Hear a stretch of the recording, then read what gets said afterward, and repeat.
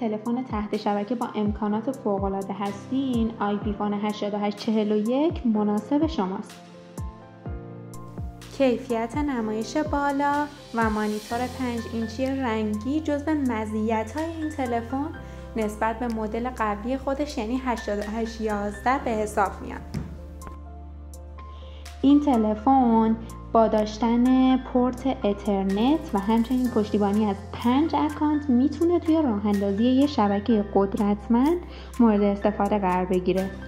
انتقال تماس و بلندگو و اتصال هدست هم در این تلفن قابل مشاهده است و همچنین اگر بخواید این تلفن رو روی دیوار نصب کنین، این تلفن این قابلیت رو داره و با گارانتی نت 1 به شما ارائه میشه.